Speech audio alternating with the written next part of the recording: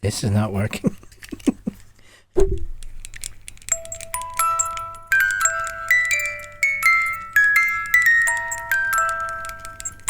That's cool.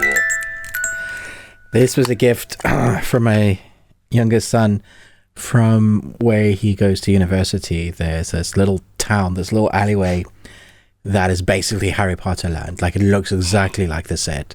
And they literally have all witchy like stuff that you could buy, all Harry Potter sort of stuff.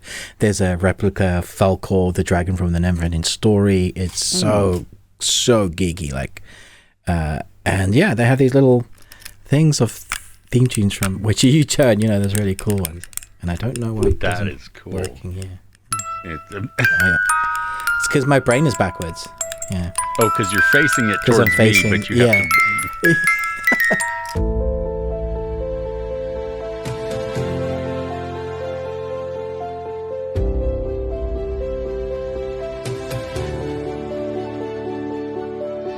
Happy Christmas, happy holidays, happy Hanukkah.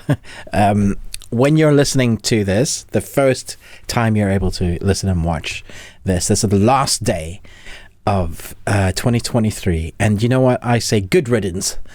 It's been a heck of a year.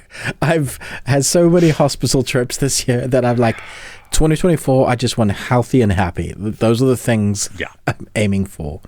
So do let us know in the comments below. Forget like the things like, this year I'm going to do all this list. What are the things that you're aiming for that you're going to try and do? Let us know. Thank you for joining us for the last episode of this year. But don't forget, the first new one will be the first time that Chris and I do a live podcast, video cast from both our channels. How that's going to work, who knows? But it'll be fun. We will do something entertaining, I swear.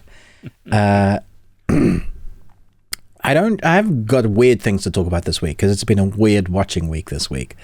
So I hope you find entertainment out of it.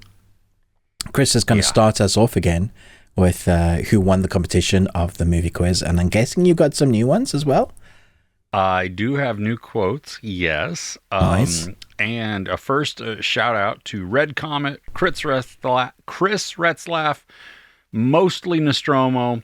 And, you know, if I don't know if Tara Briscoe even guessed this time, but her comments had been being like removed. I don't understand how this works, because if you've been commenting, whoever you happen to be, and your comments disappear, I'm not removing them. It's YouTube for whatever reason, like they just disappear. I know Nostromo had them. Delete. Yeah, delete. I close my eyes and just delete things on random or whatever. Delete. Exactly. Yeah, no, I have no idea where the comments go, why they just disappear. So it's Magic Land. Yeah, I don't know what's going on. So if that is happening to you, we apologize. I'm not doing it on purpose. I'm not removing them. I don't even know what to try. I don't know why. So, hey, there you go. But last week's theme was Christmas. And so, it was meant to be easy. It was a softball one. The answers: A Christmas Story, The Muppet Christmas Carol, Elf, National Lampoon's Christmas Vacation, Love Actually, Home Alone, and White Christmas. Yeah, I didn't get the first one and the last one. Okay. I probably would not have I wouldn't have gotten White Christmas. That was in context, yes, but just pulling it out of the blue like that. Yeah, I can't even remember. It's been so many years since I've watched that. Yeah. Oh, yeah. See, I started watching it again this year because it had been a year or two since I'd watched it, and I got busy and then didn't get to finish it. But anyway, are you ready for this week? Yeah. Okay.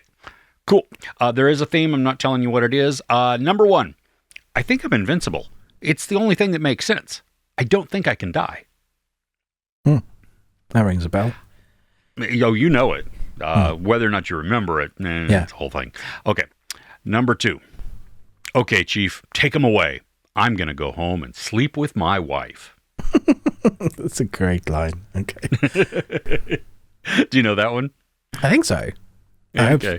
Yeah. Okay. Last one. You have a yeah, it's a hard word. You have a regurgitative reaction to myths' truths.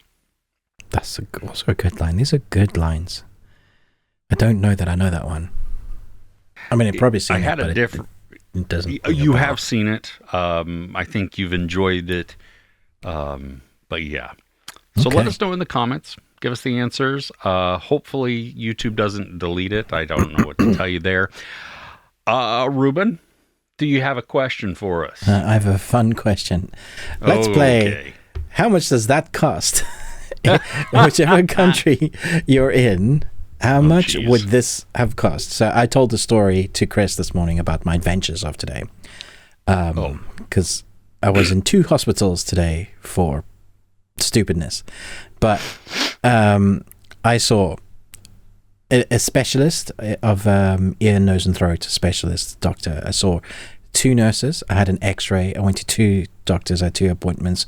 Was seeing probably about 7 medical people in total, especially with the phone calls as well. And I pretty much walked in and walked out. Like, I mean, we waited like an hour in the places, but that's really good. So yeah, the equipment that they used was an endoscopic, a nasal endoscopic. So I had a camera down my throat. Obviously the specialist, the 2 nurses, 2 doctors, X-ray. So that was free for me. How much in your country, in the ballpark, in the US, would that have cost, Chris? Okay, well, just the trip to emergency, just to go into the ED, would be anywhere from $100 to $150 to walk through the doors. Just to walk through the doors. Okay. Then, now that, assuming you have insurance, that's all you covered. pay then. Okay. Then everything else is covered from there. Okay, if you cool. don't, though, yeah, the X-ray could be, I don't know, $1,200, $12,000. Going to the ENT to have the endoscopy thing, that would be probably, I don't know, minimum $1,000. It would break you. Oh, yeah. That would not be a fun Christmas. Do most people have insurance then? No.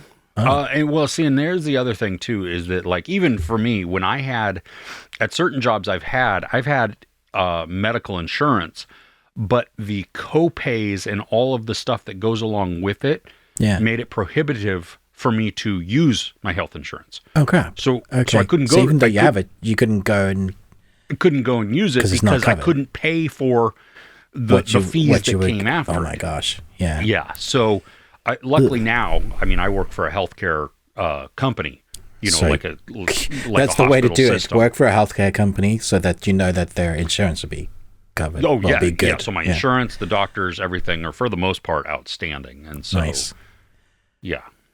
Other than that, though, it's... So I know we've got listeners in India, Australia, Canada, and Africa. Ireland. Mm-hmm. Probably Scotland. So which part of the world that you hail from, let us know how much that would cost or whether it's free, because Chris and I have these conversations offline just about the stupidness of the world in places, and the healthcare systems for one. Like, it's not great in the UK, but compared to like America, it's flipping magical. But if you took and you compared us to France, say, or Switzerland, it's not very good. So you have these tiers of amazing healthcare. You talk about like if you're pregnant and you're going to give birth, you get like in Switzerland and France, you get an amazing amount of time off as a father. Never mind. Yeah, but in America, I know that's not even a thing. Like, no. Would you? Yeah, like you have a dad, you're not giving birth. Like, I don't even think that. I mean, you can get maternity leave, but I don't believe it's actually paid by the government. It just assures that you don't lose your job. Flip. So, okay. Like, you can take paternity leave too. Like, I could, if my kids are grown, but so that would be your holiday entitlement. Yes, I could. I would basically take that, and then if I wanted to extend it past whatever I had of PTO saved up, I could maybe get, I don't know, I don't think in the US we'd get that, but like I know some countries get the reduced salary. You know what I mean? So if I want to like my allotted time and then you want to go more, they say, okay, well you get, now 60% of your salary. At least that's time. Okay. Like you can still spend more time with your wife and get some money. I appreciate that. No. Yeah. So that's what would happen. And even if you went for an extended time, you could get like statutory sick pay, which would be covered under the like spending more time with your. So looking after your citizens, man. Those are the people that run your country. So what are you doing to them? Yeah, well, and like you and I have talked, like when I look for jobs, when most Americans look for jobs here, healthcare is also one of the things that have to be considered within that dental's that covered. package. Like, what do you cover? I often hear that in American movies. Is dental covered? And I always laugh. Like, why wouldn't it? The dentist is free, but it's not. They're mouth bones. So dental is a separate thing, and eyes, vision is a separate thing, which I don't understand either. But like, so if I were to go over to the UK and try and get a job, I don't even have to consider the healthcare portion of that. No. It's just In now fact, it's based on the job and Kirsten, the salary. My wife and I were talking today. It's better for you to go to the NHS than, especially if you're going to get a surgery of some kind or anything, rather than go private in this country, because the nurses in this country see so much of what they do that they're so good at it. So the people that are doing it private don't have nearly as much as this experience. So if you're like giving birth, it's much better, a higher probability for you to go to the NHS nurses who deliver hundreds of babies like every day, and they've seen everything. So if there's any complication, they're on it. Anyway, that was a fun little medical question of the differences between countries. But let's jump into the best thing we watched. Yes. This was a weird week for me. I watched mostly just old stuff. Okay. Which I'm not going to talk about. But because it wasn't the best thing you watched. No, it was. It was great. Like I watched Serendipity, and we watched I've been wanting to watch that Christmas for ages. Yeah. And good old fun times. Yeah, just things that were fun. Enjoyed, low key, made me laugh and stuff. We stayed away this year from like Love Actually, even A Christmas Story. We stayed away from just because it kind of has some of those sad undertones in it. Yeah, you don't want. And we didn't want that. We just want the happy this year. Yeah, just wanted happy and stuff like that. But amidst that, I say all that wanting to stay away from some of the unhappiness, and that's probably why, because I watched with my wife this documentary series on HBO. Okay. What's it called? It's called Let Us Pray, a Ministry of Scandals. Oh my gosh, this sounds like it's going to hurt me physically. Dude, triggering. It's about, they focus on one, a Ministry of Scandals? Huh? Let Ministry of Scandals. A Ministry of Scandals. Let Us Pray. Okay. Yes. Yeah. It's 4 episodes. It's the Independent Fundamentalist Baptist Church, I think is what they call it. I don't remember if that's exactly what it's like. IFB. And basically this tells the terrible, terrible, terrible stories of mostly young girls who were raped, abused, molested, groomed. This looks brutal. By church people in church like leadership. Pastors. Yeah. And youth pastors, and one guy was like he was a principal at the school. And then you also have like this one girl, her parents ran a boarding school, and the things that the parents, oh my gosh, but then you have the shuffling, which we've seen this within the Catholic Church. We've seen this within Boy Scouts. It is, tell you what brings out the demons that I want to hurt people. Well, yeah, they don't deal with it, and they just move them.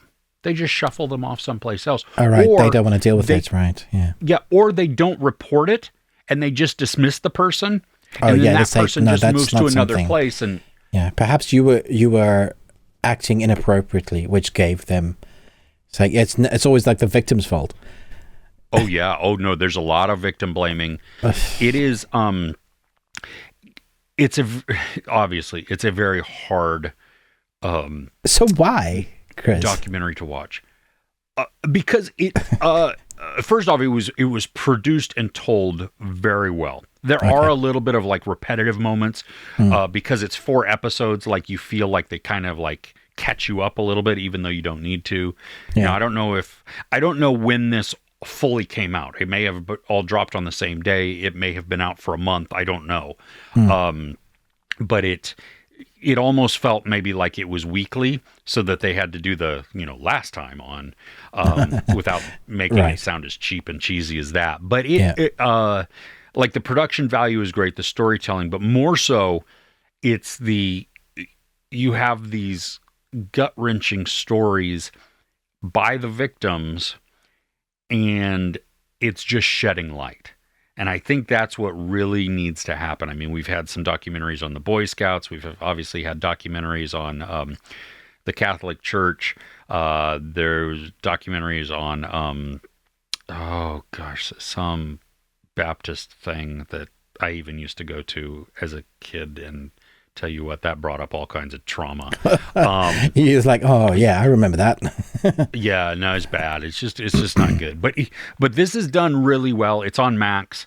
This is obviously not something that you're like, hey, let's watch. Hey, that sounds fun for a Christmas time viewing. Yeah. But I was sucked into it though. That was the thing that is as harrowing as it is to watch all these terrible stories.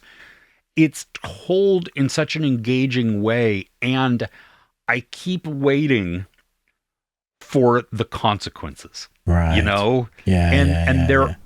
There are some, and then it's like just aggravating and infuriating at what some don't get, or how little of a punishment they get, and it goes back to parts of this is that the statute of limitations varies in states across the country, even in counties or whatever, of sexual assault. So what, like shorter or longer? Mostly shorter. Oh, Like my gosh. murder pretty much, I believe, across the country does not have a statute of limitations. Yeah, that would be crazy. Yeah. You know what I mean? So it doesn't run out. Yeah. That should be exactly the same thing for any type of rape, child molestation, sexual assault, any of these things, because the victims, this is a long-lasting thing. Forever. Yeah. Yeah. And then have to get therapy, and the future relationships are so messed up because of that baggage, that. Yeah. Yeah, and it doesn't matter one time or, years. Yeah. I mean, it's such a traumatic and life-altering thing. So yeah. I mean, really, if you're in the mindset that you can handle something very heavy, it's interesting. It's very engaging to watch. Yeah, sometimes you're in the mood for that. Like, it's like, give me something meaty, something dark, and then I will go and watch The Simpsons after. But yes, there's absolutely, you need to like take the shower mentally and physically from watching it. But that sounds interesting. Some of those stories, if done well, are riveting in a like very dark way. Yes, absolutely. And it's just, I mean, it'll bring tears to your eyes because of, you hear these things and the things that the people are told. Yeah. And yeah, no. Well, talking about something lighter, if you happen to watch that, you could then go and watch Pokemon Concierge, which is a Netflix original anime stop-motion Pokemon series. That was a lot of words. Mouthful. Yeah. It's only 4 episodes, but it is like an original studio in Japanese where they did the stop motion. Now, you can go on YouTube and watch short 4-minute sequences of the making of. So it gives you an idea, and you see how it's all real, as in like they've moved it. It's all felt stop motion characters, so they have a real movement, a texture to them, the tangible world. Everything feels very realized. It's about this young woman who has like one of the worst days of her life. She breaks up with her boyfriend. Stuff in her life is just all going wrong. So she ends up finding a new job and going to this island where she becomes a Pokemon concierge. And the first day, she's told by the woman that runs the island, says, you just have to be one of the people that come to visit. You need to enjoy the island. So she goes and explores what Pokemon concierge is all about and what this island is about. And that's where she meets like the different types of Pokemon. So it's a holiday resort for people to come and see other Pokemon with their Pokemon, but it's mostly a resort for Pokemon as well to come and relax and like get pampered.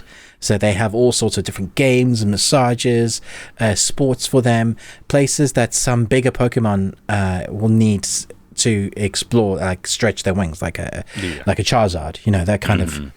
I have to say, it's one of the most original Pokemon stories in its own world that is totally Pokemon, that like manages to take everything that is Pokemon, tick all those boxes that you think you got to have, the crazy characters, the Pokemon where the character gets to choose, that's going to be my first Pokemon, you know, the Ash moment, all of that is in here, and yet it's its own unique story and just cute. Like seeing the stop motion, if you know anything about stop motion, you know how much time and effort is, how long. I think that's the reason why they're like short episodes. They're 10 to 15 minutes and there's only 4.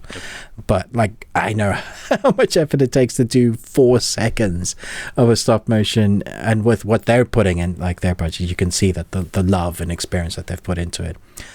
I thought this was really good. Like if we could get loads more of this, I would totally be into this. This is really fun. I don't think there's anybody on this planet that wouldn't get something out of this. Like, even if you don't know Pokemon, if you need something that's just gonna make you smile, this has got to be it. Like, this is the good stuff. Got one of my favorite Pokemon that is almost as unique as not unique, is almost as integral to Pokemon as Pikachu is. You got Psyduck in here.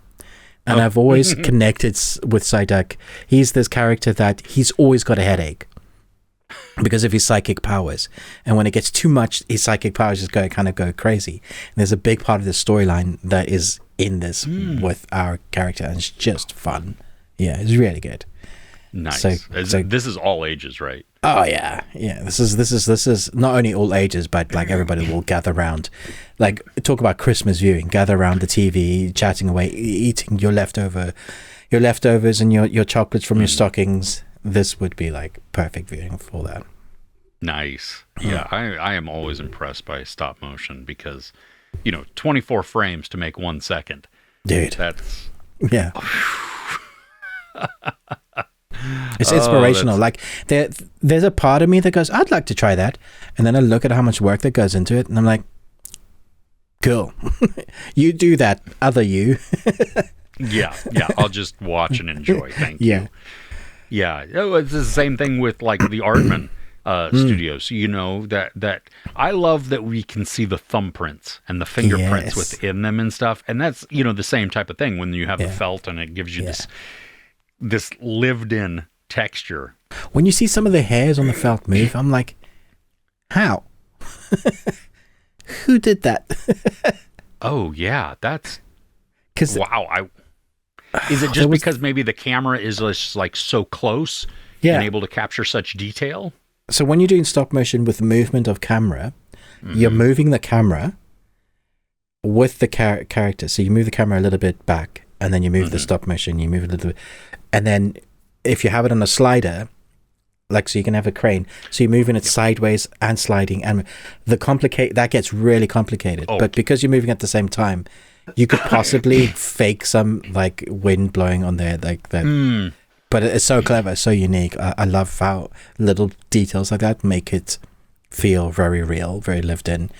There's that one of my favorite creators who did the another stop motion, the Fox one. Oh, yeah. Fantastic Mr. Fox. Mr. Fox. Yeah. They do the same thing with the hares, and then they went and did the dog one as well, which is incredible. I love dogs. Yep. Yeah. But you see, both Wes Anderson films. Yeah, I like those two Wes Anderson films. Crazy. Anywho, what's next on your list? This one I wasn't sure I was gonna like, and it's not the greatest, but it still was fun, and it kept my my attention the whole way through. And it is the Money Heist, La Casa de Papel spin-off series. I saw you did a review for that. I was wondering because I was like, because that other one was like, Yeah, the remake, the Korean remake, I didn't even finish part 2. I didn't even start part 2 because it just it was it's exactly the same. same. It's not new and it's not better. So that was exactly.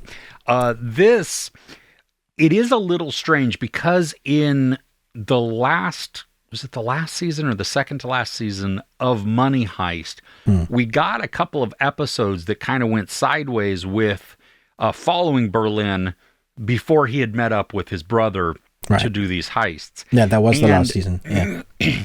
Okay. So that's kind of what this is. So it is before, the Mint of Spain or the Spanish Mint, whatever you want to call it. It's a prequel. Yes, an offshoot all at the same time. Because isn't Berlin younger there? It's supposed to be a few years before that, but because it's years after Money Heist has actually ended, he looks older. I mean, it's just kind of weird. Okay, yeah. It is what it is. You know what I mean? I just was like, whatever. Okay, I'll do whatever. But it's not any of the same crew that he used in that one. But I like them. Was a little weird, Yeah. But the whole setup, I mean, it's very familiar with of the series, even down to the characterizations of people. Oh, really? So you'll have the hot-headed one, and you'll have the, they're making sure they're ticking the boxes of the same sort of team. Yeah. It's 8 episodes. It is too long. There's at least one full episode that is unnecessary. It's set up for just a couple of tiny little things that affect later in the story, but those could be easily you could put those easily in others. Yeah. So it's not perfect by any means, but I still felt myself like holding my breath and being anxious at moments, because there are times where the characters are getting themselves into those situations like, that we've seen before. Yeah. And even though I'm like 99% sure they're going to get out of it, there's because we're only episode 4, you know what I mean? Or so episode 3. Unless they, unless they're going to do a twist where they get caught and put in jail and then have to figure out how to get out of there. Which I would totally be down for that. That would be outstanding, right? A heist that goes different. Wrong. Yeah. And that was always part of the plans to get caught because there's something. Yeah, we should write this, dude. That would be outstanding. That would be a great twist because it would make it feel more fresh. Yeah. So this was. I mean, I'm still like I like the characters. There's some. There is some like humor to it. There's some heartfelt moments as well. Not all of it is awesome, but it was like, again, it held my attention, and I think partially because it's reminiscent of the original series. So it's some of that quick writing and quick editing that moves us along for the most part. Well, mostly, yes, exactly. It's not anywhere as good as that first season of Money. Nothing's going to touch that. Like in terms of heist, not even Ocean's 11 is as good as that. Yeah, that was so fantastic. I mean, the whole thing. I was hoping that maybe we'd see like the professor. Yeah. At one point. Does he not? There's no cameo. No. There are a couple of cameos though that come in of people from La Casa de Papel, but not not massive. I mean, they're integral in one way, but so it's fun. It's an easy binge. I mean, it will take you a chunk of time. But if you were watching it even over a couple of days or even episode at a time, you know, and here and there and stuff like that, it's fun enough to be entertaining and mostly engaging. But I think also because it's so familiar, that it can feel slower in spots because you're like, okay, there's going to be this because it answers this because I've already planned for this. Yeah, if they're going to do something like that, they need to really change it up. Yeah, keep it I'm fresh. Totally down for the. Oh my gosh! If they do another, make them get caught, and you're like, what? This doesn't, and then they have to escape it. Yeah, because the prison is actually connected to the place that they want to. Yeah, that would be brilliant. I'm down for that. Yeah. So, okay. What's next on your list? Yeah, so like I mentioned, it's been a weird week of watching for me. I might as well just I've only got 3, and then I've got an animation thing. It's not anime, but I'll do my 2 now because they're very related to each other. I watched Ricky Gervais's Armageddon. He's new Netflix live stand-up. And I watched Trevor Noah's Where Was I? He's new Netflix stand-up. It's one of the things I like to do during the Christmas period when these new stand-up performances come out. I like to watch the new stuff from people that I like for different reasons. Trevor Noah, because he's South African, he does social politics comedy so well. Like he basically just says what's going on in the world and you laugh because it's disastrous and true. Or like when you think about things, like there's a segment that he talks about national anthems, and he goes on about like Germany changes their national anthem because it used to be I'll let you watch that bit because it's really funny. But he also talks about how America is like the only place in the world where you sing your national anthem at all your sports games when there aren't other international sports teams. So it's like one team versus another team, both Americans, but you're singing the national anthem to yourselves, really. It's like, that's not a thing in the rest of the world. And I was like, that's true. That's crazy. That's interesting. I had never thought about that. But like, what? So he just points things out that are true. So, and because he's South African, the humor there that I really relate. So, I mean, he's barely South African now. He does like the world tours, but like, you know, in my mind, that's Trevor Noah has that humor that just cracks me up. And then you get Ricky Gervais, who I always laugh at because he says things that you're like, I probably would have thought that, but I would never say that. Never say that.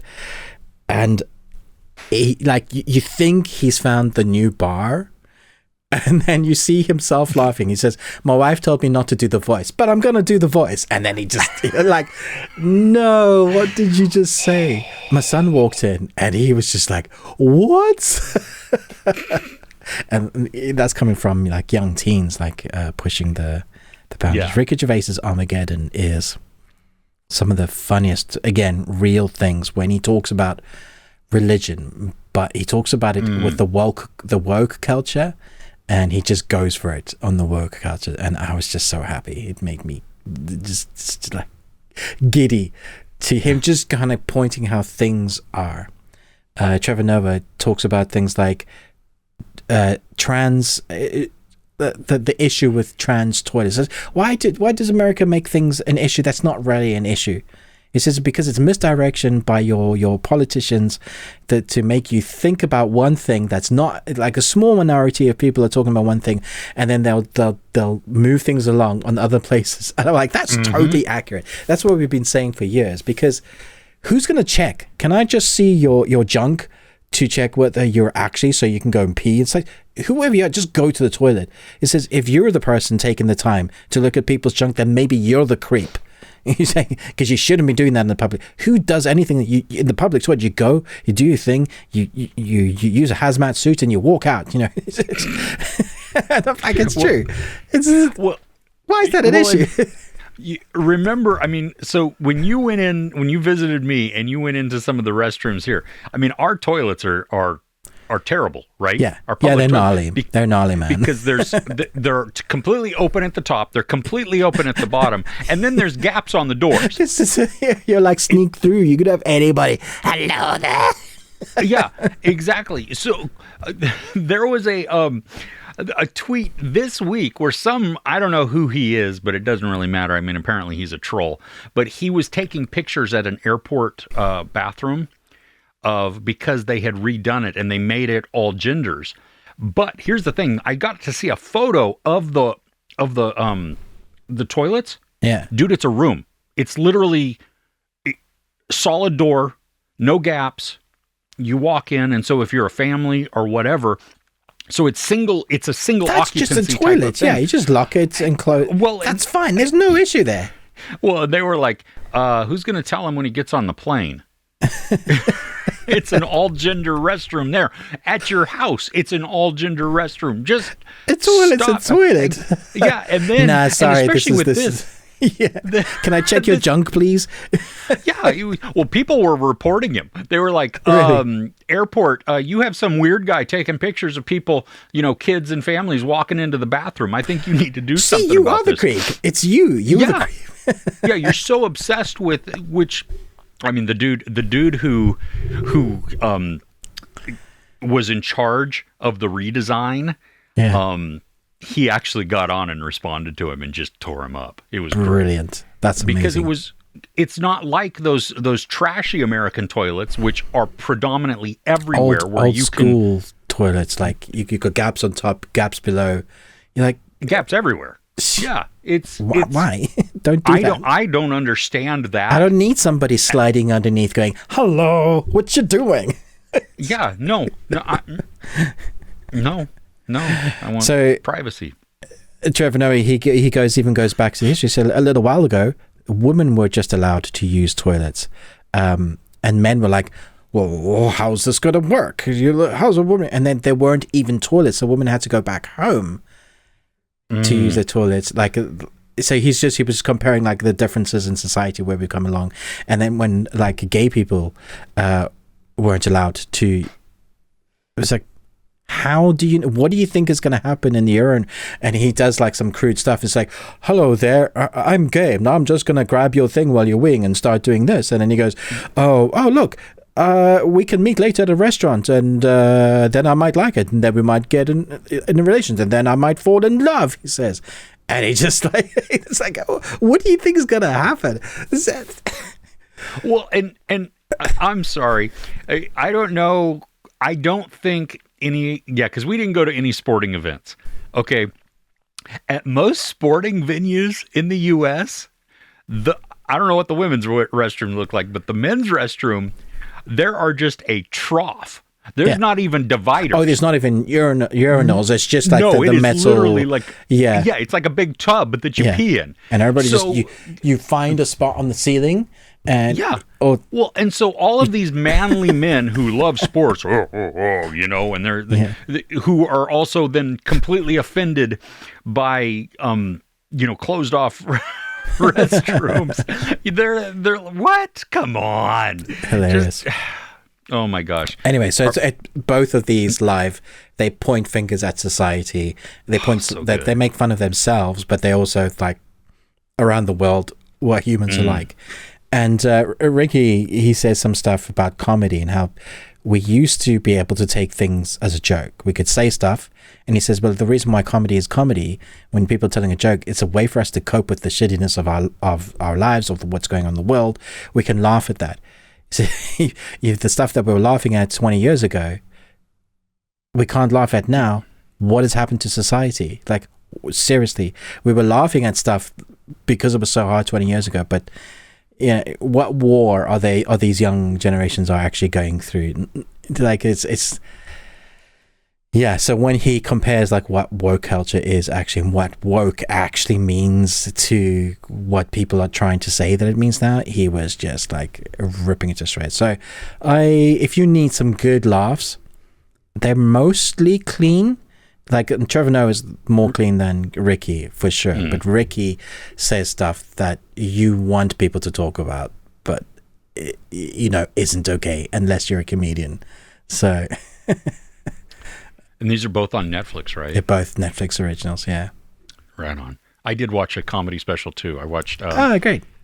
Jimmy O Yang. We watched both of his on Amazon Prime. Nice. And so, yeah. So that was Okay. That was fun. So anyway, Cool. because you'd already talked about that and told me that I should watch it, and it was fun. Yeah. But yeah, I'll have to check out. I'm typically not a big fan of Ricky Gervais. I've I watched get him that. some Yeah. in like in Afterlife, and I liked him there. Yeah, that was good. Yeah. And I think maybe some of it is just because of how uncomfortable. It's very uncomfortable. Because he's so pointed, you know what I mean? And that's pushing the boundaries into comedy, which points out the things, those pain points or whatever. And if you look at most good comedians, they're not telling jokes. Yeah. They're talking about life and finding the funny or absurd moments within that. Yeah. You know, and that's where because then everybody can relate to it. They're like, oh my gosh, yes. And so, I mean, he does this story about trying to pick the favorite son. One son is like, when you're doing presents for them at Christmas, and he's like, one son's like, what do you want for Christmas, son? He's like, I just want a tennis racket, Dad. He's like, oh, here you go. I'm number one in school with tennis. Oh, you go, son. He's like rubbing his kid's head. And then he's like, Timmy, what do you want? And Timmy wants Timmy wants the electric ski. And he's like, are you kidding? That's $2,000, because Timmy has no legs and no arms and is like obviously disabled. And a ramp? It's like, sorry, other son that's good at tennis, you can't get your tennis racket because Timmy is being so greedy. I was just like, and that's the sort of stuff you'll get in. I was like, oh my gosh. He does the voice as well. He goes like, today? I'm like, no, you can't say that. You know, when you're uncomfortable, and I think that's what you're talking about with Ricky. So if you need something less uncomfortable, go to Trevor Noah, who does like social politics. Ricky Gervais does the stuff that you want to hear people talk about, but you would never utter in like conversations with your parents, right? Yeah. Oh goodness. I'll have to. I think I'll probably watch Trevor Noah, but probably gonna stay away from Ricky. Okay. Yeah. All right. So, what's on your animation? So I talked about last week. I talked about What If, the first 2 episodes, and since then, because they've been releasing like one every day, there's been a bunch more. But I wanted to talk about one specific episode because I rewatched Die Hard. It's been a few years since I watched it, but I watched I think since when we did a special. Oh, last year, 2 years ago. 2 years ago, yeah. Whether or not it was a Christmas movie, yeah. Yeah. So I rewatched it and I was like, yeah, this is still great. It's a bit slow now, but the editing, it's changed compared to what we did. Like, I loved it, Sure. all the classic nights. But there is an episode of What If called What If Happy Hogan Saved Christmas?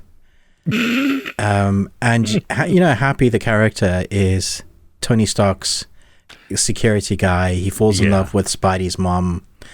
It's that character, but he's always the guy that kind of is the guy that doesn't really have any expertise. He's the security specialist, but he doesn't really have any, like, he doesn't do much except so this time he gets to be the hero for the whole of they're in the Avengers Tower, which is like Tony Stark's tower. And there's this big party that Happy is putting on. He says he keeps saying to some of the others, like, hey, I can be involved in more. It's like, no, this party's got to go off without a hitch.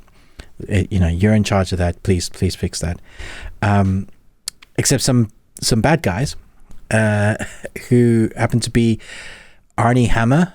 Not Arnie Hammer. The Hammer. You know the guys that are trying to. Oh, Justin Hammer. Justin Hammer. That's it. I knew it was a Hammer, not Arnie Hammer. Yeah, Army Hammer. He eats people. Yeah, he's not a good dude.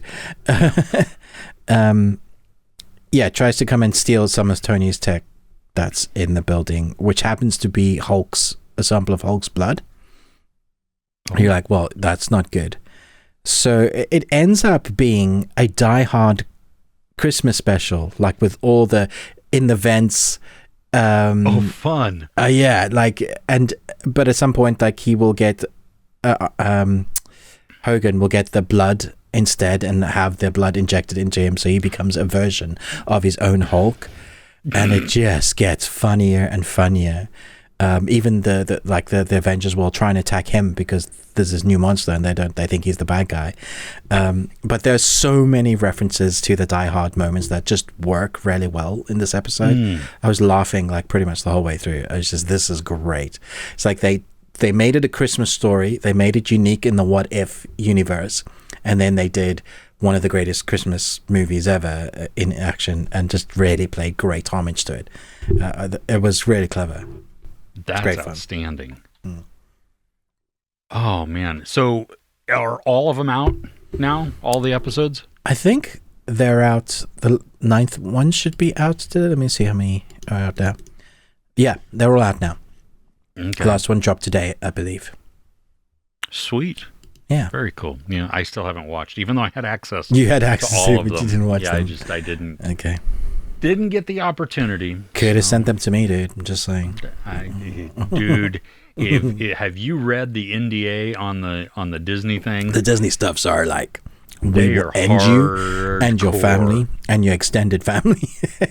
Yeah. It's like you acknowledge that nobody else can even hear when you watch this. What? Yeah, it is. I mean, they're intense. Serious stuff, and Disney has some big lawyers, so yeah, you don't mess around. Yes, they do. Anyway, yeah. Okay, do you have anything else that you want to talk about? That's everything. Okay, yeah, shorter week this week. I don't have anything really. I mean, it was all those just old movies. So anyway, coming up in our audio only portion, the extended audio, we are going to be talking about the thing that did not make our list. Could be the worst, could just be something that just wasn't the best. We're also going to be talking about a movie that I haven't seen for a really long time. I don't know. Had you seen it recently? It's been a long time. It's been a few years. Yeah. Okay. So we're going to be talking about Starship Troopers. So that will be fun. We'll also hit up entertainment news, things that are coming out this coming week that you may want to put on your watch list. Do not forget, we have a Patreon, and thank you so much to all our patrons that we have. It's a great community. I think we're close to 80 videos. Yeah. So a couple of them are outside the paywall, so that you can just get a sense of what we get up to. But entry price to get access to all of them is £1, which is like $1.30, something like that, $1.40, depending on the exchange rate. So patreon.com/thebeardedones. It is on the screen. It's also in the description below. We invite you to check that out. And if you'd like to join, we would love to have you there. Again, our audio only. So wherever you have to listen to podcasts, you can hear us there, access us, just search for The Best Thing We Watched. Coming up next week, at least from this recording, January 6th, 2024, Ruben and I are going live on each of our channels.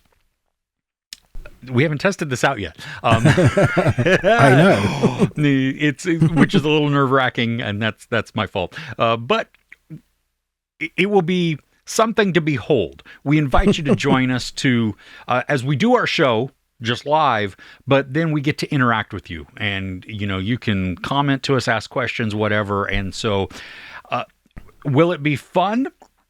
Hopefully. Will it be entertaining? Maybe. I don't know. I hope so too.